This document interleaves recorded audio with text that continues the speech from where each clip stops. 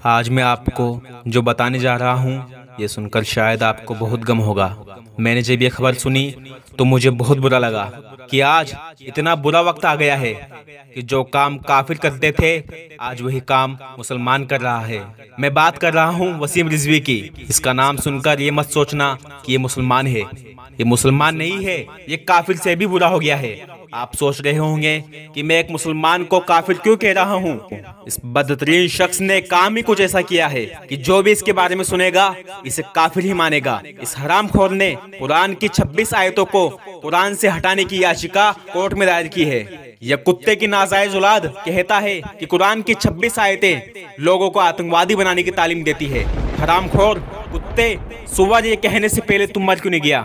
तूने कुरान पाक की तौहीन की है और कोई भी मुसलमान अपने रब अल्लाह की किताब के बारे में गलत बात बर्दाश्त नहीं कर सकता। इस हरामी ने पहली बार ऐसा नहीं किया। इस कुत्ते की नाजायज औलाद ने पहले भी हमारे आका जनाब मोहम्मद रसूलुल्लाह सल्लल्लाहु अलैहि वसल्लम की पाक बीवी हजरत आयशा सिद्दीका रज़ियल्लाहु अन्हा की शान में गुस्ताखी की है। यह हरामी कहता है कि जब आप सल्लल्लाहु अलैहि वसल्लम इस दुनिया से पर्दा फरमा गए तो पीछे से हजरत अबू बकर सिद्दीक, हजरत उमर फारूक और हजरत उस्मान गनी रज़ियल्लाहु अन्हुम ने कुरान मजीद में अपनी तरफ से 26 आयतें जोड़ दी। नाउजुबिल्लाह। अब बेना समझ, पहली बात तो ये कि हमारे सहाबा ऐसा काम मरते दम तक कर ही नहीं सकते। दूसरी बात, अल्लाह रब्बुल इज्जत ने खुद इस कुरान में इरशाद फरमाया है कि ये कुरान हमने नाजिल किया है और हम ही इसकी हिफाजत करेंगे। अल्लाह ने खुद कुरान की हिफाजत का जिम्मा लिया है। कोई भी मुसलमान या काफिर या मुशरिक इसमें 26 आयतें तो दूर एक हर्फ भी अपनी मर्जी से लिख ही नहीं सकता। अबे काफिर, तूने ये बात कहकर साबित कर दिया कि तू मुसलमान नहीं काफिर है। तूने जब ये बात कही कि कुरान में सहाबा ने अपनी मर्जी से 26 आयतें लिख दी तो तभी तूने इस आयत को झुटला दिया कि अल्लाह इस कुरान की हिफाजत करेंगे। अबे ना समझ, अगर सहाबा ऐसा करते तो क्या वो अल्लाह खामोश रहता? दुनिया उसी वक्त खत्म हो जाती, आसमान फट जाता, जमीन फट जाती और अल्लाह का अज़ाब आ जाता।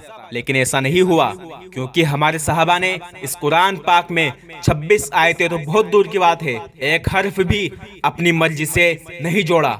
इस मुशरिक ने कहा है कि कुरान की 26 आयतें गलत तालीम देती है।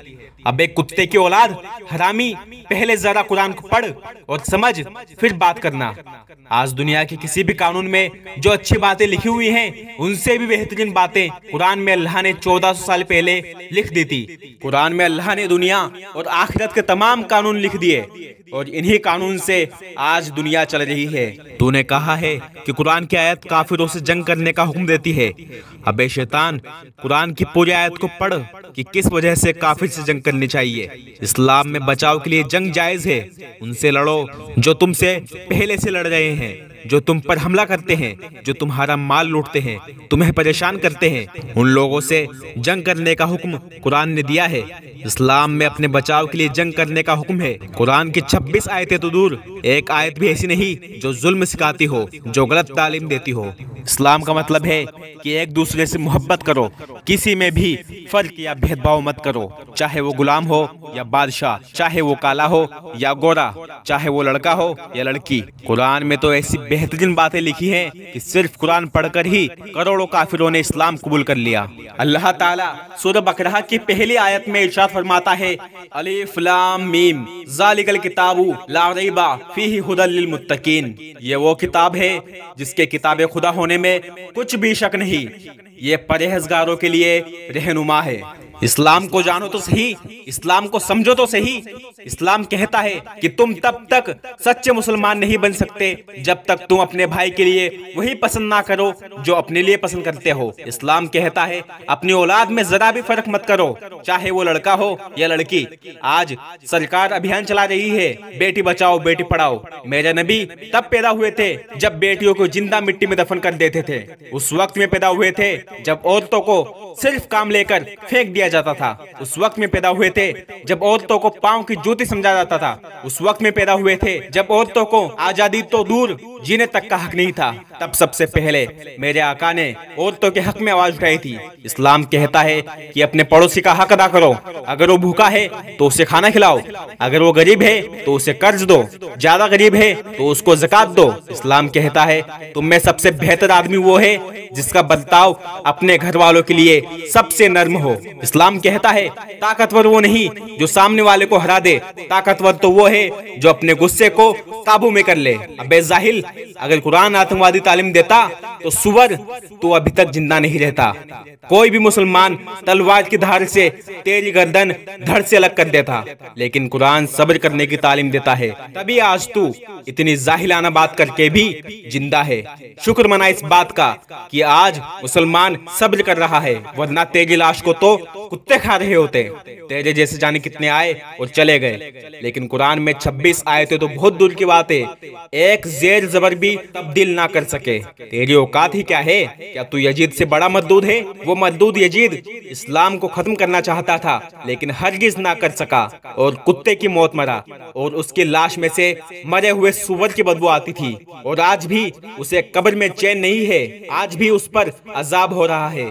जो कोई खिंजीर की औलाद इस्लाम को मिटाना चाहेगा, कुरान को तब्दील करना चाहेगा, वो जहन्नम में जाएगा और उसके जिस्म में कीड़े पड़ेंगे और इसकी लाश में से मरे हुए सुअर की बदबू आएगी। और ना तो वो दुनिया में सुकून से रहेगा और ना ही वो कब्र में सुकून से रहेगा, बल्कि उस पर अजाब होता रहेगा। और वो कल कयामत के दिन अल्लाह के हुक्म से जहन्नम के दर्दनाक अजाब में फेंक दिया जाएगा।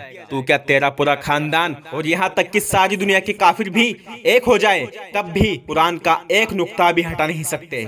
मैंने सिर्फ तेरे सवालों का जवाब दिया, और मैंने तुझे इतना बुरा इसलिए बोला क्योंकि मैं अपने इस्लाम के बारे में, अपने अल्लाह की किताब कुरान के बारे में जरा भी बदगुमानी बर्दाश्त नहीं कर सकता।